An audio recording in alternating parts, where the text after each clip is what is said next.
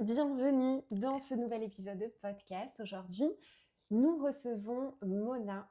Je Hello, suis ravie de te retrouver ici. de même. Et du coup, pour les personnes qui ne te connaissent pas encore, est-ce que tu veux bien te présenter d'une manière hyper simple?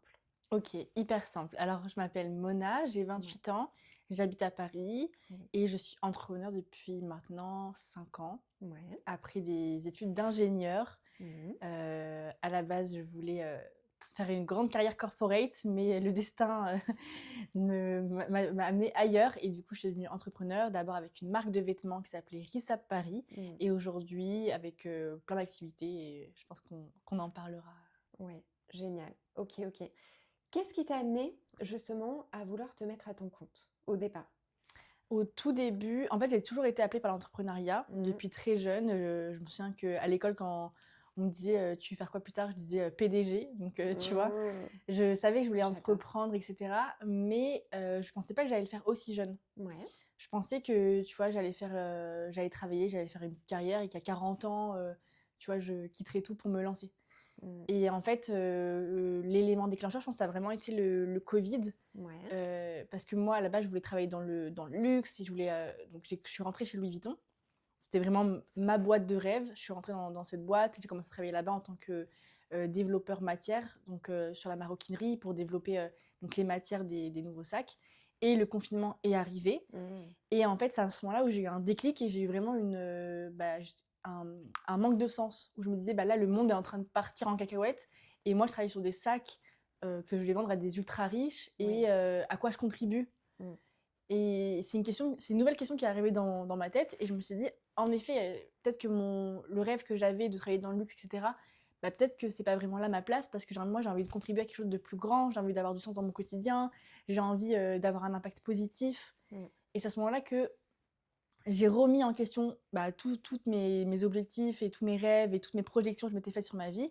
Et je me suis dit, en fait, l'entrepreneuriat, c'est peut-être le chemin qu'il me faut pour avoir cet impact et ce sens. Mhm. Et donc, c'est comme ça que j'ai commencé à travailler sur un projet donc, qui était Rissa Paris, qui était une marque d'upcycling. Et donc, Mhm. l'idée, c'était de créer une nouvelle marque de vêtements qui n'utilisait aucune nouvelle matière, donc 100% en recycling. Et donc, voilà, d'innover et de révolutionner l'industrie de la mode avec quelque chose qui était plus respectueux de l'environnement et des êtres humains. Ouais, trop bien, trop bien. Et quand on revient en arrière, justement, quand tu étais enfant, tu te voyais donc PDG, mais à très très long terme. Mm. Euh, Quand tu étais enfant, que tu t'ennuyais, tu avais l'habitude de partir vers quel type d'activité? Bah, je me souviens que je jouais beaucoup dehors. Ouais. Je jouais pas mal dans le jardin. Je sais pas ce que je faisais, mais je faisais des jeux où j'imaginais moi-même des jeux, Ouais. etc. Et sinon, j'étais dans ma chambre en train de dessiner ou en train de faire des activités assez créatives, un peu dans ma Ouais. bulle, D'accord. écrire, dessiner. Et je me souviens que je pouvais passer des heures enfermée dans ma chambre à faire des trucs sur des feuilles blanches, etc., quoi. Et tu écrivais déjà? Ouais, j'ai écrit très jeune, ouais. Ah, c'est intéressant. Mm. Ok. Est-ce qu'il y avait, quand tu étais pareil, enfant, des personnes que tu admirais beaucoup, que ce soit des personnages de dessins animés, des films, des célébrités ou bien des personnes de ton entourage que vraiment tu admirais beaucoup? Quand j'étais jeune, Mm. Des affiches dans ta chambre. ouais, je pense que la personne que j'admirais le plus, je pense, c'était Diams. Ouais, Ouais, c'était vraiment, je me souviens que j'écoutais ses albums en boucle ouais. et ouais, c'est une personne qui m'a inspirée Mm. parce qu'elle était différente et qu'en fait, ce qu'elle faisait, c'était vraiment authentique et Mm. très différent des autres. D'accord. Elle avait son propre style, son propre univers. Ouais. Je pense qu'elle regardait pas du tout ce que les autres faisaient, tu vois, Mm. et elle s'inspirait pas des autres, c'était juste elle. Et elle m'a beaucoup inspirée par ses textes, ses musiques, son univers, etc. Alors ça, j'aime beaucoup en fait cette question-là, parce que justement, quand tu admires quelque chose chez Mm. une personne, ça te renvoie à l'effet miroir et ça te renvoie à toi finalement. Mm. Qu'est-ce que tu aimes Clairement, ouais. et ce vers quoi tu aimerais aller. Mm. Et c'est assez marrant que tu aimes Diams parce qu'effectivement, elle a des textes qui sont avec un gros parti pris. Mm. Et finalement, toi, c'est aussi ce que tu dégages aujourd'hui. Tu as tes convictions et tu Mm. veux porter ta voix. Donc c'est assez Mm. intéressant. C'est assez intéressant. Mmh. Ton aventure RESAP, finalement, quelle a été, la meilleure réussite pour toi? Vraiment l'élément dont tu es le plus fière avec RESAP? Bah, l'élément dont je suis plus fière, je pense que c'est notre collaboration avec Levi's, Ouais, c'était énorme ça. que j'ai adoré faire. Alors justement, comment tu les as accrochés? Mais alors, justement, je les ai pas accrochés. Génial. C'était un DM Instagram. Donc c'est eux qui sont venus vers Ouais, vous? c'est eux qui nous ont OK. suivis sur Insta et en fait, c'est la responsable marketing, de Levi's France Ouais. qui nous suivait sur Insta et à un moment, j'ai reçu un DM, «Hello, je suis, Iris, la responsable marketing, Levi's France, Ouais. on est hyper intéressés pour faire une collab avec vous. Est-ce que vous êtes dispo pour qu'on en parle au téléphone, dans la semaine?» C'est hyper intéressant et est-ce que toi, tu avais imaginé justement un jour, travailler avec Levi's? Bah, j'avais imaginé, mais pour moi, c'était genre le Graal. Pour moi, c'était en fait, la collab, on l'a eu au bout de 2 ans de Ouais. boîte, alors que moi, je l'avais mis dans tu vois, je faisais toujours des PowerPoint de vision, d'objectifs et tout, Mmh. et donc j'avais mis, bien sûr, la collab avec Levi's parce que nous, on était une marque qui était beaucoup axée sur le jean. Oui, Ce qui est important à dire, exactement. on faisait beaucoup de jeans et cetera, donc la référence du jean, c'est Levi's, Mmh. donc la plus grosse collab qu'on pouvait faire, c'était avec Levi's. D'accord. La plus belle, enfin celle qui était la plus emblématique pour moi, c'était Levi's, donc je l'avais mis dans les objectifs qu'on devait faire et dans tu vois, un Mmh. peu le vision board de la boîte. Mmh. Mais pour moi, ça allait pas du tout arriver au bout de 2 ans. Pour moi, ça allait arriver au bout de, tu vois, 5 ans, 10 ans. Je me disais: Mmh. «Le jour où on va percer, on aura la collab Levi's» et en fait, c'est arrivé hyper tôt dans l'aventure Mmh. et au bout de 2 ans, on a eu ce message et en fait, on a fait une super collab 360 où on a fait du coup une campagne digitale. On a fait aussi en boutique, donc sur leur boutique, aux Champs-Élysées. On a fait, tous les dimanches pendant 6 mois, on faisait des ateliers. On a fait une collection capsule. Mmh. C'était vraiment une très belle collab Ouais. et moi, j'ai adoré travailler, avec un grand groupe. J'ai adoré, ce mélange entre start-up, innovation, création et les moyens du gros groupe et travailler avec une équipe qui est déjà établie et tout. J'ai trouvé ça hyper, sympa. Ah, c'est génial. On parle pas assez du fait justement, d'écrire ce qu'on aimerait faire. Mmh. Je trouve qu'on a toujours l'habitude, encore plus quand on est à son compte, de laisser les choses venir Mmh. et de pas forcément être créateur d'opportunités, dans le sens juste imaginer la possibilité de.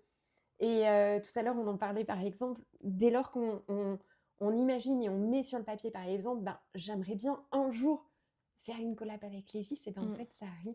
Clairement. C'est complètement dingue. Mais je pense que c'est vraiment le pouvoir de l'intention Mmh. et ça marche et moi j'ai Ouais. toujours eu ce réflexe de chaque début d'année, mettre, Ouais. des objectifs et cetera et c'est fou à quel point, quand je regarde à la fin d'année, en général, il y a au moins la moitié qui se sont réalisés, tu Du coup, tu l'as fait en début d'année? vois? Ouais, je l'ai fait. Ouais. Ouais, ouais, ouais, bah, tout le temps, Tu vraiment tout le rêvé temps. fort? J'ai rêvé fort. Ouais, génial, Ouais, ouais, génial. tout le temps, mais tu vois, avec Risap, vraiment la collab Levi's, même j'avais mis, tu vois, écrire un livre avec Larousse, on a écrit un livre avec Larousse D'accord, et en fait, je me rappelle pas vraiment, ça. je sais pas sûre si c'est vraiment de la manifestation ou quoi, mais avec Risap, quand je regardais mes PowerPoint, vraiment tout ce que Ouais. j'avais mis s'est réalisé, tu vois? Donc Donc rêver. j'espère que cette année, tout ce que j'ai mis va aussi se réaliser. Mmh. Non, ça c'est un truc qui est sous-estimé, Ouais, je pense vraiment et ça, ouais, on en parlait par exemple tout à l'heure, qui veut être mon associé? Moi, j'y étais hier à la soirée de lancement ouais, et pareil, en fait, je l'avais, je m'étais dit oui, au mois d'octobre, mmh, je l'avais écrit et je m'étais dit: «Ben, un de mes objectifs, ça serait, de partir à Qui veut être mon associé?» et voilà et ça trop tombe bien. de nulle part, en fait. Ouais, C'est juste dingue, c'est juste dingue. exactement, bah, il faut vouloir les choses pour que ça arrive. Si tu veux pas les choses, à un moment, tu vois, ça peut pas arriver, tomber du ciel. C'est ça, c'est ça. Derrière, RISAP, tu as vécu une période plus compliquée. Est-ce Mmh. que tu es OK d'en parler? Ouais, carrément. Ouais. Il y a une période, alors moi que je connais bien également, toute cette période comme ça des montagnes russes, c'est pour ça d'ailleurs le nom Business et moi, justement pour Mmh. parler des montagnes russes vraiment qu'on ressent. Je trouve que en France, de manière générale, ça commence à s'ouvrir un petit peu déjà sur le fait, quand on est à son compte, de se présenter comme étant chef d'entreprise. Moi, quand j'étais petite, dire que mes parents étaient chefs d'entreprise, en fait, ça se disait pas parce que c'était très mal vu. Ah oui. Et de la même manière, l'échec en tant qu'entrepreneur, je trouve que c'est quelque chose en France dont on a du mal à parler Mmh. encore. Parce que en France, on a vraiment cette image négative et au jour d'aujourd'hui, enfin, même moi enfant, pareil, mes parents ont eu des difficultés et on n'en parlait pas, en fait, autour de nous parce que on a cette vision: «Ouais, mais en fait, si tu as un échec, en gros, c'est pas bien, c'est mal vu». Mmh. Aux États-Unis, on a une image qui est complètement différente où justement quand tu es étudiant et que tu vas rentrer dans une école, on va te dire: «C'est quoi ton dernier Mmh. échec, en fait?» Et en France, on n'en parle pas. Il y a toute cette phase, je trouve, de deuil, de projet, Mmh. qui est dure à vivre. Mmh. Parce que quand on crée une activité, on y met nos tripes à l'intérieur. On se met Mmh. souvent à poil, en fait, pour mettre vraiment toutes les graines qu'on souhaite pour que l'entreprise puisse, se développer ensuite. Toi, tu as vécu ce deuil de projet. Comment tu as réussi à passer le cap? Donc ouais, en effet, on a fermé du coup la société en février 2024, donc ça fait pile 1 an Oui, et liquidation judiciaire, oui, donc très douloureux. C'est pas une fermeture, anodine et c'est cetera ça. parce que c'est vraiment, tu passes au tribunal de commerce, c'est lourd, tu passes devant un juge, donc Oui, le juste, en fait, la symbolique du juge, ouais. c'est quelque chose. Tu as l'impression de Oui, tu as raison, tu as fait une faute. ouais, bah, Comme tu si passes tu devant un juge, passais donc la personne elle te dit, enfin, elle est là pour te dire, «OK, on valide, si on ferme la boîte ou si toi, tu es en tort, en fait». mmh, Tu es quand même au tribunal. oui, Donc oui, c'est comme si tu avais fait une faute. Enfin, oui, tu faisais au tribunal, tu passes devant un juge, ouais, donc je suis d'accord. c'est assez lourd et même, en fait, la fermeture d'une boîte, comme tu as dit, c'est un projet, bah, au-delà que ce soit ma première boîte et que je l'ai montée à 23 ans, Mmh, c'est un projet, avec lequel j'ai grandi, mmh, j'ai créé mon identité, j'étais la CEO de Rissab, donc genre ouais, je me définissais par ça. Et il y avait beaucoup de moi dans la boîte, beaucoup c'est ça. de mon identité et cetera et ça a été toute ma vie pendant 4 ans parce que c'était très intense Mmh, et donc quand ça s'arrête, bah, tu as l'impression de tuer un peu une partie de oui, toi, et après c'est hyper lourd, juste la partie administrative et puis mmh, l'annoncer aux gens autour de toi, l'annoncer à tes fournisseurs, oui, à tes équipes. c'est ça. Donc il y a toute une partie qui est assez, bah, douloureuse et c'est en plus, c'est hyper stressant.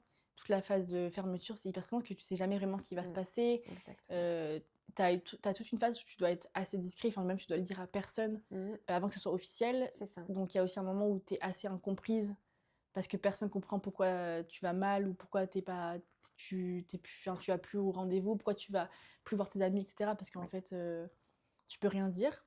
Donc ça isole.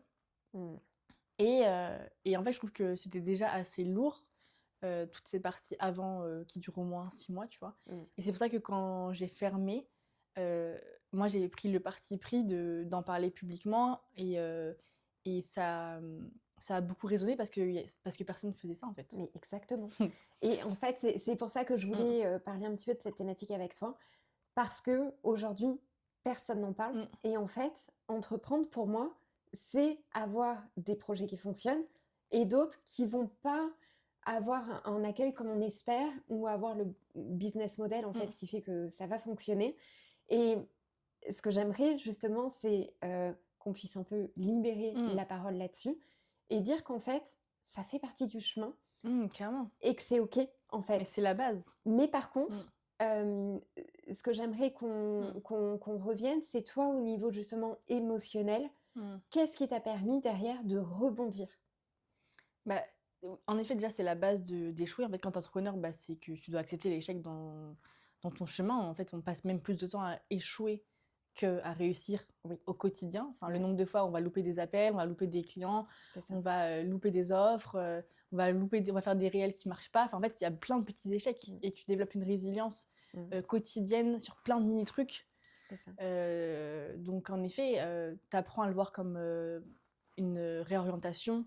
Tu vois, on parlait tout à l'heure, des fois on fait des offres, ça marche pas, ben, ça nous permet d'avoir plus d'infos pour Mmh, ensuite créer une offre qui va mieux fonctionner et comment j'ai réussi à rebondir? Bah, déjà, je pense que le fait de libérer la parole, enfin, mmh, en fait, dès que j'ai pu en déjà j'ai fermé, après j'ai eu, 1 mois, je pense, où j'ai pas trop communiqué, mmh, où j'ai vraiment pris le temps pour moi, tu vois? Je suis oui, partie dans le sud toute seule, j'avais plus besoin aussi de digérer l'information et même de me reposer ouais, et une fois que je me suis sentie prête, bah, là, j'ai annoncé officiellement. Donc je pense Mmh. que c'est ouais, 3 semaines, un mois après la vraie fermeture. Mmh.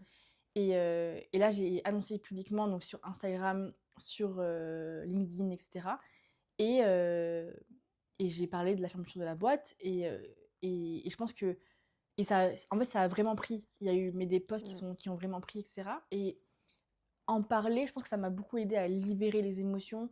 Et aussi, en fait, j'ai reçu plein de messages de gens qui me disent bah, moi aussi, j'ai Mmh. vécu une liquidation. Et oui, Ou tu moi, avais je suis créé un en. compte dédié, Ouais, il y a des gens qui m'ont dit bah, moi, je suis mmh, en plein dedans, mais j'ose pas en parler. c'est ça. Ou j'ose pas communiquer, ou je sais pas à qui en parler parce que les gens comprennent pas. Oui, C'est vrai que l'entrepreneuriat, ça isole parce que les gens comprennent pas ce que c'est, en fait, c'est et ce ça. que tu vis. Et donc après, je me suis aussi moi-même sentie moins seule parce que je me dis, bon, bah, il y a plein d'autres gens qui Ça ferment, arrive à juste d'autres. ils en parlent pas. Et j'ai créé un compte Instagram après qui s'appelait Entrepreneur Solitaire, Ouais. où j'ai partagé du coup tous les témoignages que j'avais reçus Mmh. pendant cette période. Je recevais plein de gens qui se confiaient à moi, qui me disaient, bah, moi il s'est passé ça, ou moi en ce moment il m'arrive telle ou telle galère. Mmh. Et j'ai partagé en anonyme parce qu'en général les gens ont du Ouais, mal à en parler publiquement. c'est ça. Et au moins, les gens peuvent se lire entre eux et dire ok, bon, bah, je suis pas tout seul. Mmh. Il y a plein de gens qui échouent, il y a plein de gens qui ont des problèmes de trésor, de liquidation, d'associés, de trucs, et ça déculpabilise tout le monde. Mmh. Donc il y a ça. Et après, euh, j'ai fait aussi tout un travail déjà d'écriture, parce que moi, c'est aussi mon Mmh. moyen d'expression. D'écriture, j'ai plein de cahiers où j'ai écrit mes émotions, ce qui s'est passé, etc.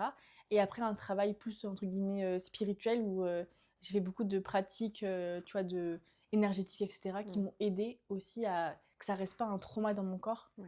et que je puisse me relancer rapidement et faire circuler et libérer les émotions, quoi. Ouais, c'est génial.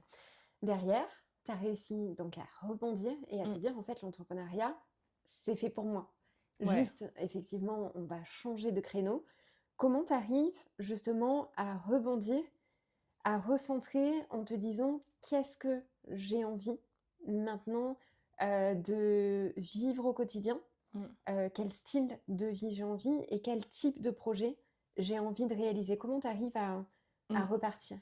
Bah déjà, je me suis jamais posé la question de faire autre chose que de l'entrepreneuriat. Ouais, Genre quand la boîte elle s'est arrêtée, je me suis jamais dit: «Ah je vais prendre un taf ou quoi». ouais. Vraiment ça m'avait même pas traversé l'esprit pour dire. Et après c'était plus j'avais peur. Au tout début, j'avais un peu peur, genre de plus que les gens ne me suivent plus et que ce soit dur de Ouais, repartir de zéro. Et en fait, j'ai été hyper agréablement surpris, et c'est aussi pour ça qu'après j'ai lancé un truc dans le personal branding. C'est que j'ai exactement. compris la force du personal branding quand j'ai fermé et que les gens m'ont dit: «Oh, trop dommage, bon, c'est quoi la suite? On a hâte de voir tes prochains projets». Mmh. Et là, je me suis dit: «Attends, genre, même si je suis plus CEO de Rissap, les gens vont continuer à me suivre». Moi, je pensais Ouais. que tout le monde allait se désabonner et que plus personne allait me Mmh. suivre et que j'avais plus d'intérêt. Et en fait, quand j'ai vu que les gens me disaient: «Alors, genre, on a hâte de voir la prochaine boîte», etc., je me suis dit: «Waouh, genre le personal branding et le fait de créer une communauté en ligne, c'est C'est hyper ça. puissant parce que les gens te suivent au-delà de tes projets. Mmh. Ils te suivent pour toi». Mmh. Donc ça m'a déjà donné de la force, en fait, de me dire: «OK, genre, Mmh. je recommence pas vraiment de zéro.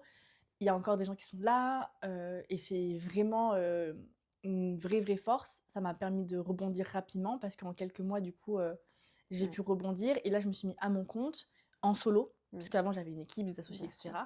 Et là, je me suis dit: «OK, je veux plus de liberté quand même», Mmh.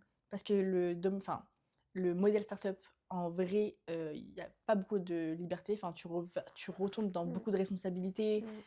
dans enfin, t'as pas de liberté géographique, tu peux pas travailler quand tu veux, où tu veux, etc. Donc là, je me dis, ok, je veux vivre un peu ce truc de liberté, vraie liberté Mmh. entrepreneuriale. Donc être solo. Et je suis partie de mes compétences et de ce que les gens me demandaient. Mmh. Et moi, j'avais développé toute la partie réseaux sociaux et toute la partie communication de Rissap. Donc, j'ai utilisé ce que j'avais appris pour des clients. Et donc, je me suis mis à mon compte pour développer le personal branding des gens, et notamment sur Instagram et LinkedIn. Mmh. Et le podcast, du coup, Et ça te tient une grande place. en fait,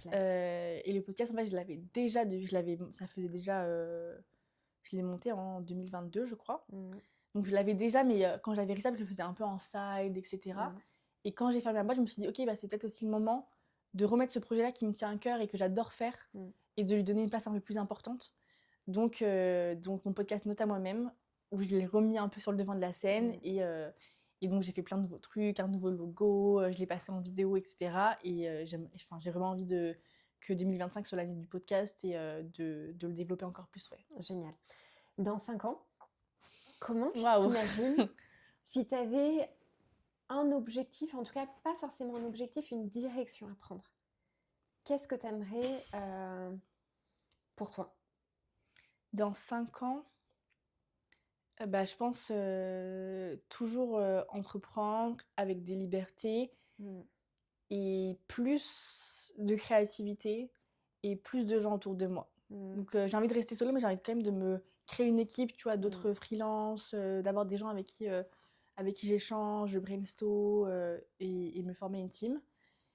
Et, et plus de physique aussi. J'aimerais avoir plus de physique, Mmh. tu vois, peut-être faire des événements, mais rencontrer des Mmh. gens en vrai. Mmh. Donc voilà, et plus de créativité.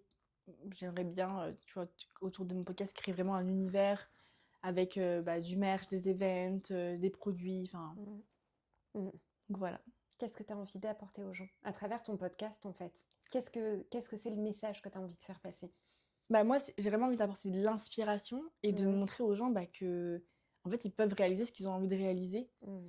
Et je trouve que les gens se brident trop, sont trop dans des pensées limitantes. Et en fait, ils s'autorisent pas à rêver grand, ils s'autorisent pas à Mmh. dire c'est possible pour moi aussi. Mmh.